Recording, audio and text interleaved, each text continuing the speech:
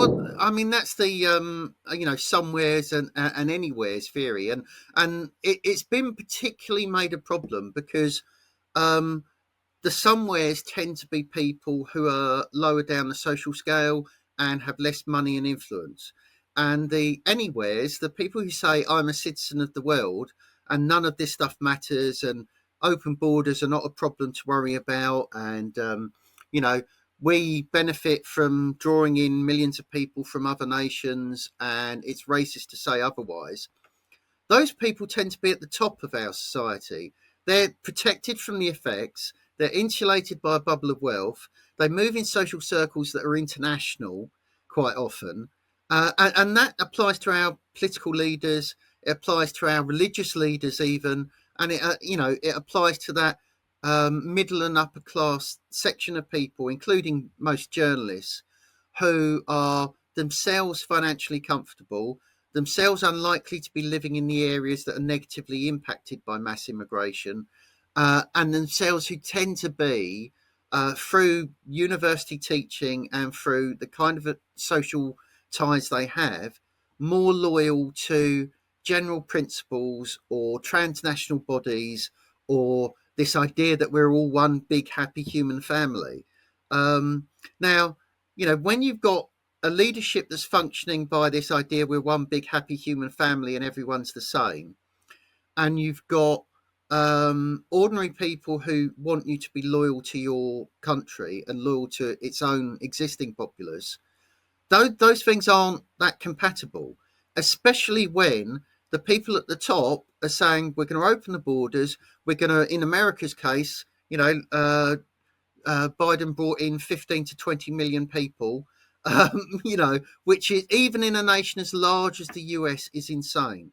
And you've now got, the kind of lawfare of judges, Democrat judges, saying it's xenophobic, it's racist, it's un-American to remove those people, even if they're dangerous gangbangers who are only ever going to prey on existing American citizens. Somehow they are entitled to due process and due rights and all the kind of benefits of your civilization, whereas your own existing citizens, whatever their colour and race and background, aren't entitled to those things. There's more due process offered to South American gangbangers than at the moment than there is to the people that were arrested by Joe Biden's administration for attending J6. The J6 people didn't get a right to a fair trial. They didn't get a right to a swift trial. They didn't get any of the due process that is now being demanded for non-Americans. And people see that, ordinary people see that. Doesn't matter whether you're in Britain or France or Germany or the US. When a kind of ruling class and an establishment viewpoint is very clearly fetishizing and in love with anyone foreign, and contemptuous and dismissive of anyone who happens to already be an American or already be French or already be German or already be English or Canadian. Um, Ordinary people see that and they know that the system is not on their side. And you're taking away your kind of their legal rights of response.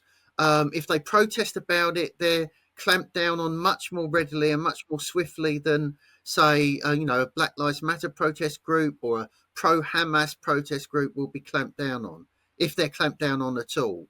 And people see that two-tier set of standards, and they see that the one of the passports for being respectable now in our society, one of the passports in Western society for being considered the kind of voice that gets on telly and should be heard, is seemingly having this hatred of your own people and doing things which will injure and harm them.